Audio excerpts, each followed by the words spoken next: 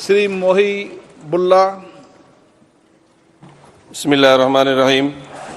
जनाब सदर, मैं आपकी तवज्जो इस तरफ चाहता हूं आपके माध्यम से कि मैं वाहिद आदमी हूं इस सदन में जिसमें वन मैन कमेटी आपके द्वारा बनाई गई सरकार के, और मैं उसमें पेश हुआ 123 प्रॉपर्टी में। जस्टिस आर्यन ने जो रिपोर्ट पेश की आज तक वक्फ बोर्ड को नहीं बताया गया, चूंकि वो आपकी मंशा के खिलाफ थी और गवर्नमेंट की मंशा के मुताबिक नहीं थी। 123 प्रॉपर्टी में जब मंशा के खिलाफ हमारे नहीं आई, मंशा के मुताबिक नहीं आई, तो हमने 2 मैन कमेटी बनाई और 2 मैन कमेटी ने भी कोई रिपोर्ट वक्फ बोर्ड को नहीं दी, जबकि वक्फ एक्ट जो है 1995 जो है वो पार्लियामेंट से पास शुदा है कि हम पार्लियामेंट के जो एहतराम है उसका नहीं कर रहे, उसके हुकूक का। इसी तरह से सर सूबाई हुकूमतों को इख्तियार दिया गया।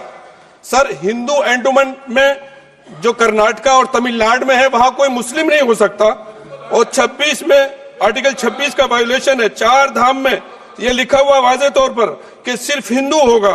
बिहार उड़ीसा में भी यही लिखा हुआ है।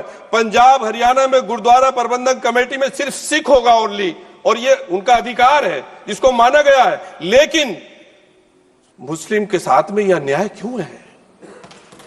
और सुन लीजिए सर मैं आपकी तवज्जो की चाहता हूं, दुनिया का सबसे पहला वक्फ खाने काबा मक्के में है।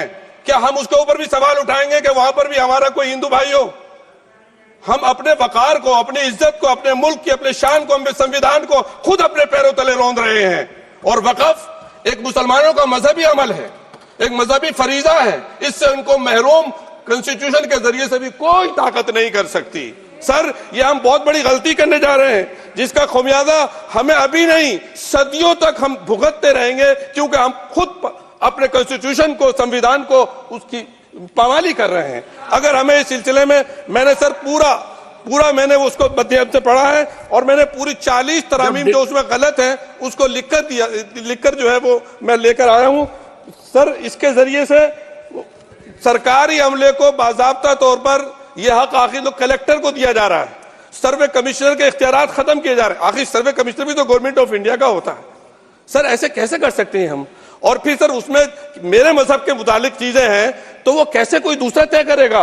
क्या कुरान में क्या लिखा है, फिका में क्या लिखा है, इस्लाम में क्या लिखा है, ये आप तय करेंगे या मैं तय करूंगा? सर इससे हम मजहब में दखल अंदाजी कर रहे हैं, इंटरफेरेंस ऑफ द रिलीजन कर रहे हैं। सर इस तरह के कवानीन से मुल्क की शाख को नुकसान पहुंचेगा।